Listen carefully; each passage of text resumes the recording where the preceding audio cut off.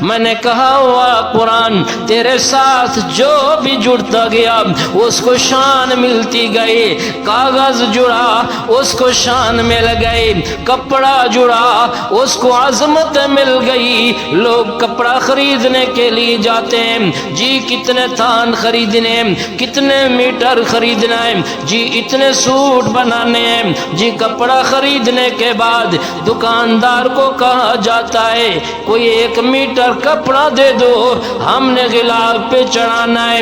وہ کہتا ہے کون سا کپڑا؟ کہا کوئی ہلکا سا دے دے۔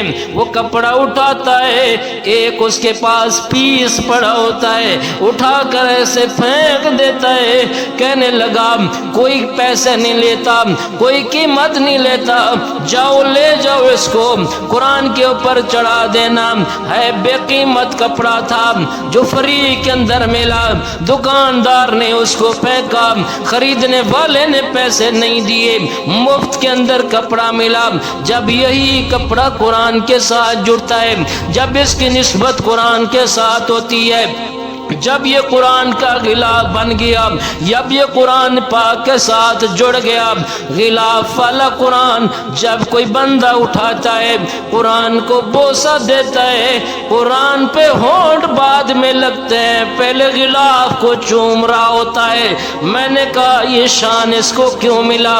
جواب آتا ہے کہ اس کپڑے کی نسبت اللہ کے قرآن کے ساتھ ہو گئی، کاغذ کی نسبت اللہ کے قرآن کے ساتھ ہو گئی۔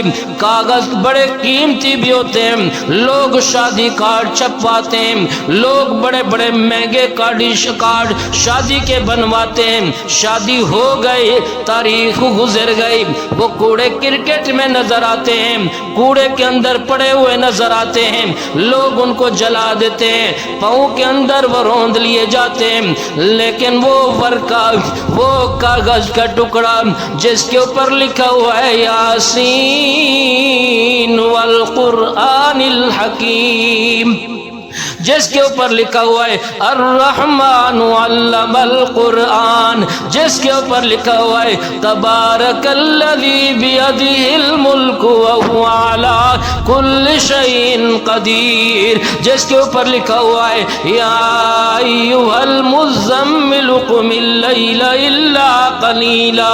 قرآن کا کوئی لفظ لکھا ہوا ہے، قرآن تو بڑی بات، قاعدے کا کوئی لفظ لکھا ہوا ہے، کوئی حرف لکھا ہوا ہے، نیچے پڑا ہوا نظر آ جائے، چھوٹا سا بچہ اٹھا لے، بڑے تو بڑے ہیں، چھوٹا سا معصوم سا بچہ جب اس کو اٹھاتا ہے، بوسہ لیتا ہے، چومتا ہے، چومنے کے بعد قرآن کے درمیان میں رکھ دیتا ہے، الماری میں رکھ دیتا ہے۔ میں نے کہا یہ کاغذ کو شان کیوں ملا؟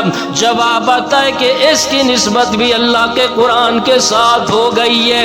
آپ لکڑی کو دیکھ لیجئے، ایک وہ لکڑی جس سے آپ نے فرنیچر بنایا، الماری بنوائی، صوفے بنوائے، کرسیاں بنوائیاں، چار پہیاں بنوائے، دروازے کھڑکیاں بنوائے، وہ بھی لکڑی ہے۔ میں نے کہا مہنگی لکڑی ہے، بڑی مہنگی لکڑ سے دروازہ تیار ہوا، ونڈو تیار کروائی، بیڈ تیار کروایا، لیکن ایک وہ لکڑی ہے جو بظاہراً بے قیمت ہے، اس کی قیمت بھی اتنا نہیں، مہنگی بھی نہیں ہے، لیکن اس کو ریل بنایا جاتا ہے، کس کے لیے؟ قرآن پاک کے لیے۔ اس کے اوپر قرآن کا نسخہ رکھا جائے گا، قرآن کی تلاوت کی جائے گی، جب اس ریل کی نسبت اللہ کے قرآن کے ساتھ ہو جاتی ہے، وہ لکڑی جو بظاہراً مہنگی تھی، بچے پیشاب کر دیتے ہیں، بچے اس کے اوپر سوئے رہتے ہیں، بڑے لوگ بیٹھے رہتے ہیں، اس کے اوپر بے سو کر نیند کرتے ہیں، دروازہ کھٹکھٹا رہے ہیں، کبھی کوئی دروازے کے اوپر گندگی لگ جاتی ہے، کوئی کھڑکی کے اوپر کوئی سوراخ ہو جاتا ہے، کوئی ان کا احترام نہیں کرتا۔ میں نے کہا یہ وہ لکڑی ہے جس کی نسبت اللہ کے قرآن کے ساتھ ہو گئی۔ چھوٹا سا بچہ ہے، اس کے اوپر پاؤں رکھ دے یا اس کے اوپر سے گزر جاتا ہے، قاری صاحب نے تھپڑ مارا. میں نے کہا قاری صاحب بچے کیوں مارے؟ کہا ریل کے اوپر قرآن پاک رکھا ہے. میں نے کہا واہ ریل واہ پٹی، تیری نسبت اللہ کے قرآن کے ساتھ ہو گئی، تیرا شان بلند ہو گیا. آج تیرے اوپر پاؤں رکھنا تو دور کی بات ہے، جو تو پر سے گزر جاتا ہے اس کو بھی مار کھانی پڑتی ہے. یہ شان لکڑی کو کیوں ملا؟ اس لیے ملا اس کی نسبت قرآن کے ساتھ ہو گئی. میں نے کہا ان کا شان کتنا بلند ہوگا جن کے سینوں کے اندر اللہ کا قرآن ہے، جن کے سینوں کے اندر اللہ کا کلام ہے. میں نے کہا قیامت کا دن ہوگا، حافظ قرآن ہوگا، اس کو بلایا جائے گا، اس کو لایا جائے گا، اس کے سامنے اس کے خاندان کے 10 افراد جن پر جہنم واجب ہو چکی ہوگی ان کو بھی لایا جائے گا. ہتھ کڑیاں پہنی ہوں گی، نامہ اعمال ان کے وہ ہوں گے جو جہنمیوں کے ہوتے ہیں، پھنسے ہوئے ہوں گے. اللہ پاک حافظ قرآن کو کہیں گے اپنے خاندان کے 10 افراد کو چھڑا کے جنت کا وارث بنا.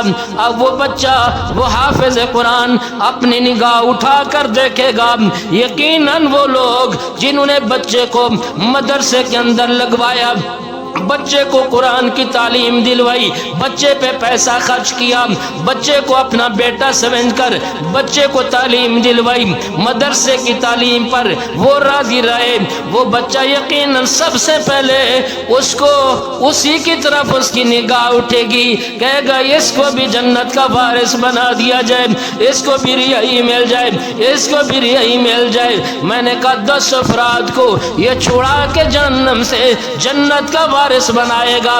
آپ بھی چاہتے ہیں کہ قیامت کا دن ہو، کسی وجہ سے اگر آپ مجرم بھی ٹھہر گئے، اپنا بچہ حافظ قرآن بنا لو، پوتا حافظ قرآن بنا لو، نواسا حافظ قرآن بنا لو، بھتیجا حافظ قرآن بنا لو.